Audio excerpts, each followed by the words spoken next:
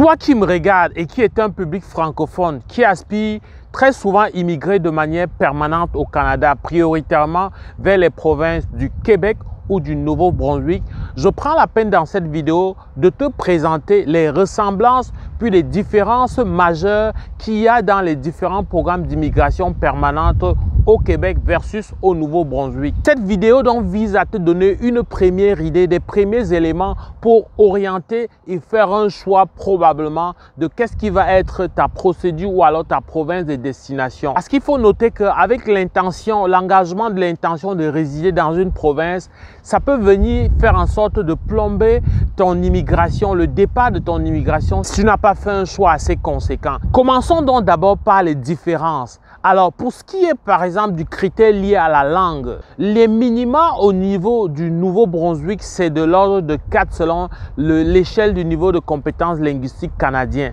Alors qu'avec la réforme au Québec, le minima, ça doit être de 7. Tu ne peux pas immigrer dans le cadre d'un programme d'immigration permanente, notamment je pense au programme de travailleurs qualifiés, sans avoir un minimum de 7.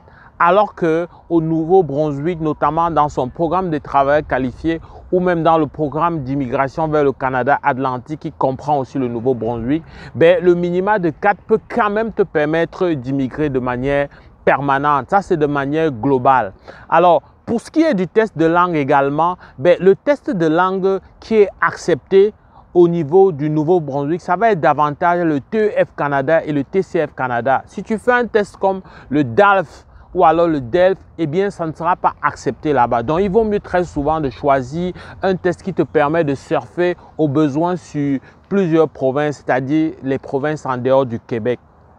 Restons donc au niveau de la langue pour dire que au niveau donc du Québec, la deuxième langue est valorisée dans ces programmes. Il y a un pointage supplémentaire lorsque tu pratiques l'anglais. Alors, lorsque tu pratiques l'anglais, tu peux venir chercher un pointage qui te démarque de la concurrence et qui augmente tes chances d'être sélectionné. Alors, au niveau du Nouveau-Brunswick, pour ce qui est de la langue, là-bas, ce n'est pas juste le français qui est mis en avant comme au Québec. Tu peux faire la démonstration de tes capacités linguistiques autant en anglais qu'en français. Donc, le niveau de compétence 4 dont je parlais là, c'est valable autant pour l'anglais que pour le français. Autre chose quand même qui caractérise et qui freine un peu de mon point de vue au niveau du Nouveau-Brunswick, c'est au niveau de la reconnaissance ou alors du diplôme d'études. Tu ne peux pas aspirer, espérer et être invité si tu n'as pas soumis par exemple ton évaluation des diplômes d'études qui est généralement fait soit par WES soit par ICAS.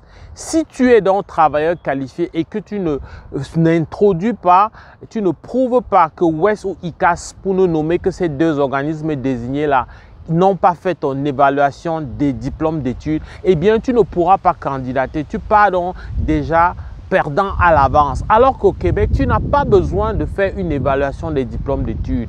Quand vient le temps de faire l'évaluation comparative, comme on appelle au Québec, c'est vraiment quand tu veux faire affaire, quand tu veux être employé par l'État. Et ce n'est pas un critère préalable pour être sélectionné. Donc voilà un point quand même qui va à l'avantage du Québec. Un autre point qui va à l'avantage du Québec, cette fois-ci, c'est lié à l'expérience professionnelle. Alors l'expérience professionnelle au Québec, que ce soit pour un emploi rémunéré ou non, que ce soit pour un stage rémunéré ou pas, c'est quand même accepté. C'est pour ça que la notion de bénévolat, dépendamment de est-ce que c'est lié à tes compétences, à ton domaine professionnel, ça peut être mis en avant au niveau du Québec, alors qu'au niveau du Nouveau-Brunswick, les emplois non rémunérés ne sont pas pris en compte. Les stages ne sont pas pris en compte dans le calcul de l'expérience professionnelle. Dernier élément de différence, ça va être lié à l'âge. Lorsqu'on regarde par exemple le pointage, les points qu'on accorde selon l'âge, ça va être le même pointage au Nouveau-Brunswick lorsque tu as entre 22 et 55 ans. Alors qu'au niveau du Québec, les pointages vont diminuer progressivement jusqu'à être 0. Alors, ce qui est maintenant des ressemblances, que ce soit dans un cas ou dans l'autre, tu ne peux pas immigrer de manière permanente dans l'une de ces provinces, j'ai envie de dire dans tout le Canada, si tu ne fais pas la démonstration d'au moins l'équivalent d'une année d'expérience professionnelle à temps plein. Ça veut dire quoi temps plein? Autant pour le Québec que le Nouveau-Brunswick, le temps plein veut dire l'équivalent minimum de 30 heures par semaine ou de 1560 heures. Donc 1560 heures, tu peux l'obtenir à temps plein de manière cumulée sur une année, mais ça peut être la somme de plusieurs travail à temps partiel. Bien sûr, l'année d'expérience qui va être acceptée, c'est l'année d'expérience à l'intérieur des 5 dernières années. Un autre élément qui est très bien vu et qui est très favorable, qui démarque dans le choix des candidats à être invités, ben, ça va être le niveau de scolarité. Même si ce n'est pas à lui seul un critère qui fait la différence, ça reste que autant au Québec qu'au Nouveau-Brunswick, lorsque tu as un niveau de scolarité élevé, ça vient t'aider à faire la différence, à booster ton pointage. Pour terminer, la ressemblance dans les deux programmes, les similitudes, ça va être au niveau de la démarche. Quand tu fais la déclaration d'intérêt, après il faut attendre être invité. Lorsque tu es invité officiellement, mais tu vas soumettre ta candidature. Au Québec, tu vas obtenir, si tu t'en sors avec un résultat positif, avec ce qu'on appelle un certificat de sélection du Québec. Mais au niveau du Nouveau-Brunswick, tu t'en sors avec un certificat de désignation. L'un de ces deux documents-là te permet d'aller vers la dernière étape, l'ultime étape qui est la demande de résidence permanente. Alors ici, il faut dire que j'aurais pu nommer en différence en termes de processus qu'au Québec, désormais, il y a la possibilité que le ministère de l'Immigration te donne une invitation pour accélérer ton immigration rapide en attendant ta demande de résidence permanente. Ça, c'est compte tenu des délais qui sont longs.